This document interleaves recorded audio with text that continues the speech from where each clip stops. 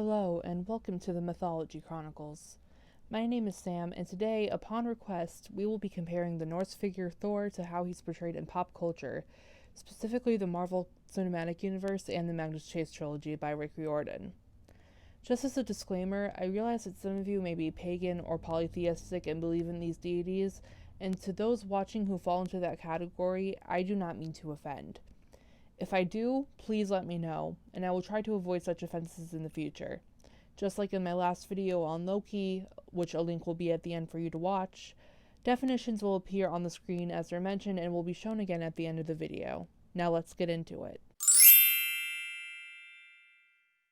Pretty much everybody knows that Thor is the god of thunder, but he's also the god of the sky and god of agriculture. He's also the archetype of a loyal and honorable warrior, the ideal that human warriors aspire to. He has an unshakable courage and sense of duty, as well as a virtually unmatched physical strength, which is doubled when he wears his belt of strength, which is unnamed. The belt is actually one of 3 items that Thor always has with him, the other 2 being his hammer, Mjolnir, or lightning, and the iron gauntlets that allow him to wield Mjolnir. It's said that thunder is the presence of Thor himself, while lightning occurs whenever Thor uses Mjolnir to slay a giant as he rides across the sky in his chariot, drawn by the goats Tangenjoster, or Tooth Gnasher, and Tangrisnir, or Snarltooth. Thor is a defender of Asgard and Midgard alike from giants. He is thought to rule from his 540-room palace, Bilskirnir, on his land, the Plains of Strength. His Midgardian duties mirror those he has on the Divine Plane. He appeals to those in need of protection and comfort, like those about to go on a voyage, especially on the sea. He would also use the Mjolnir to hallow places, things, and events, such as weddings on land before it was to be built upon or used for farming. The reason that the Mjolnir was used for this purpose was because hallowing entailed purifying, which involves the banishment of hostile forces and elements. So really, destroying giants wasn't all that far from hallowing someone's union or their plot of land. There were numerous runic inscriptions that invoked him to hallow the words and their purpose. Mjolnir is also used to revive the chariot goats that he killed and ate. Just gather their bones in their hide, bless the hide, then boom, goat, like nothing happened. As mentioned before, Thor also plays a role in agriculture and fertility. Aside from hallowing land that would be used for planting and also letting it rain, Thor is married to an earth goddess named Sif. He and Sif are in what's called a hierogamy, or a divine marriage, especially between earth and sky. Fruitful land and the consequent prosperity of the people is thought to be a result of their union. Sif and Thor also have 2 children, a daughter named Thrud and a son named Modi. Thor has a 3rd son from the giantess Jarnsaxa named Magni. Despite defending against the chaos and destruction of giants, Thor himself is 3/4 Jotun. His father, Odin, is half Jotun, and his mother, whose name varies, so it's either Jord, Hlodin, or Fjorgen, is a full-blooded Jotun. This just goes to show that while the relationship between the Aesir and Jotun was definitely full of strife, it wasn't solely one full of enmity. Aside from giants, Thor has a particular enemy that you may remember from my last video about Loki, and if you don't remember or haven't watched it, go watch it now. Anyway, Thor's particular enemy is Jormungand, the serpent who encircles Midgard. In one myth, he attempts to pull Jormungand out of the ocean while on a fishing trip, and is only stopped by a fearful giant companion of his cutting the line. It is said that Thor does finally kill Jormungand at Ragnarok, but Jormungand also kills Thor with his venom. His sons and a small number of gods will actually survive Ragnarok, and his sons will inherit and use the Mjolnir to restore order. A couple other facts about Thor are that he is described as having red hair and a great beard, and the day of Thursday is actually Thor's Day. Probably one of the most famous myths about Thor is the one where he poses as Freya to retrieve the Mjolnir, which was taken from his possession. He awoke one morning to find that his hammer was missing, and he searched everywhere for it. Freya was nice enough to lend him and Loki some falcon feathers, which would allow them to change form into a falcon and locate the hammer. Since only Loki could shapeshift between the 2 of them, he flew to Jotunheim himself. Once there, he changed back to a god form and approached Thrym, the giant chief. Thrym admitted to taking the hammer upon questioning and also admitted to burying it 8 miles underground. He would only return the Mjolnir to its rightful owner if he could have Freya as his bride. Loki flew back to Asgard and relayed the information, causing alarm and fury, especially from Freya. Frankly, I don't blame her. I'd be angry too if people kept including my hand in marriage in their price. Heimdall suggested that he disguise himself as Freya and take her place at the wedding, then get his hammer back and exact his revenge. At first, Thor refused, saying that it was dishonorable, unmanly, and he would never hear the end of it. There's actually an Old Norse term for what he was describing, which I'll probably put on the screen.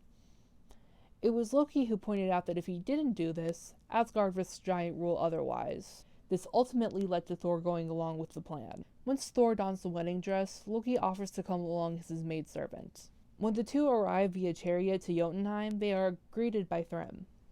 Trouble started occurring at dinner because Thor not only ate an entire ox, but also ate salmon and all of the treats left out for the woman, in addition to many barrels of mead. Thrym became suspicious, but Loki was able to cover, saying that the goddess was so lovesick for Thrym that she hadn't eaten all week. This causes Thrym to want to kiss his bride, and when the veil is lifted, Thor's stare was so intense that it may as well have burned holes through Thrym. This causes Thrym to say, "Never have I seen a maiden with such frightfully piercing eyes."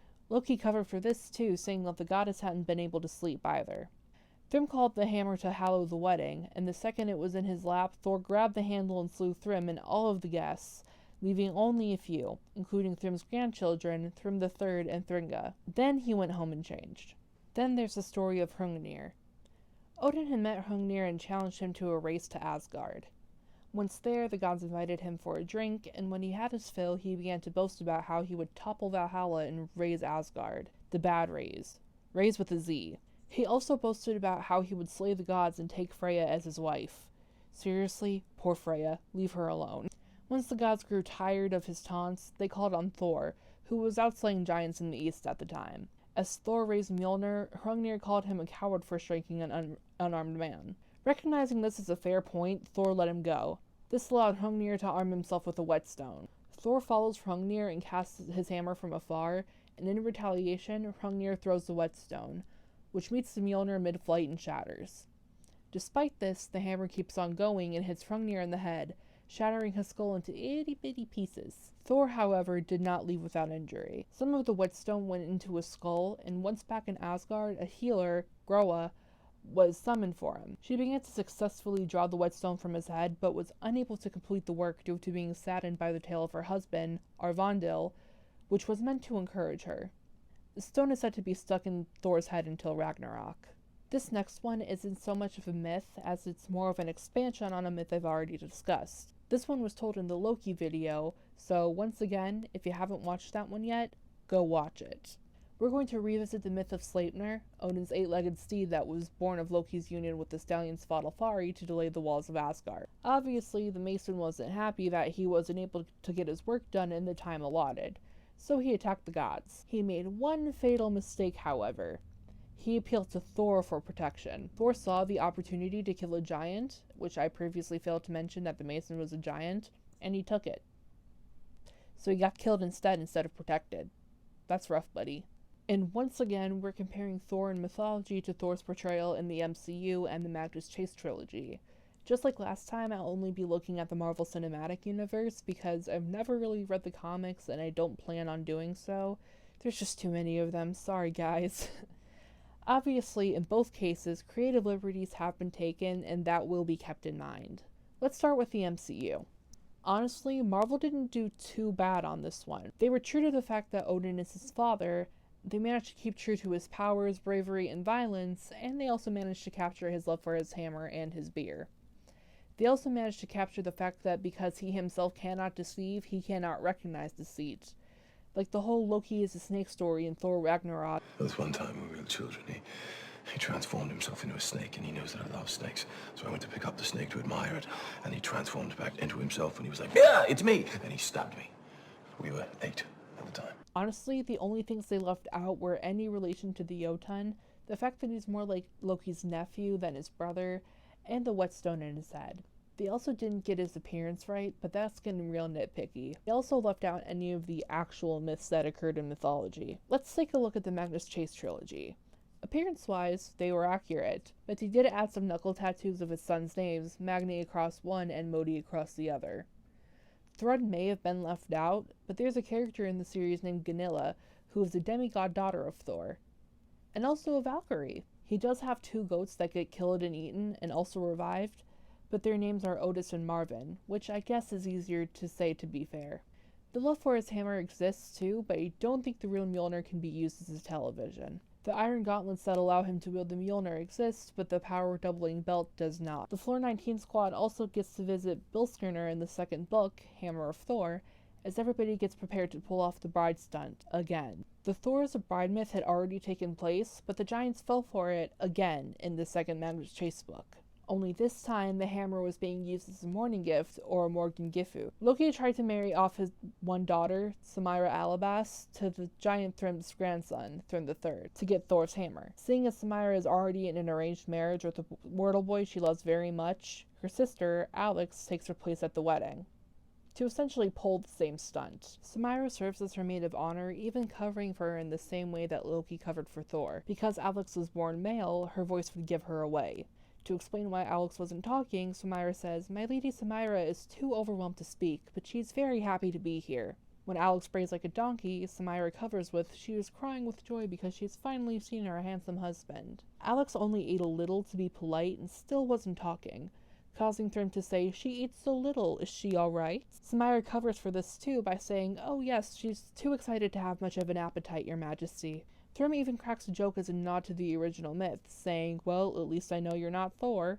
When Alex's veil is lifted to make sure the giants aren't being tricked again, she shifts her features to look like Samira. Before they can get the hammer to bless the wedding, however, Loki requests to be cut free from his bindings, causing Alex to snap and shout, "I want a divorce," while choking Thrym with her garrote, her weapon of choice. That is all for today's video. I hope you guys enjoyed, and if there's a video that you would like to see from me, let me know in the comments below. In the description are links to my main channel, my Instagram, my podcast, Storytime with Sammy, which uploads every Sunday and Wednesday, and the Tea House podcast that features all members of Demonic Discussions.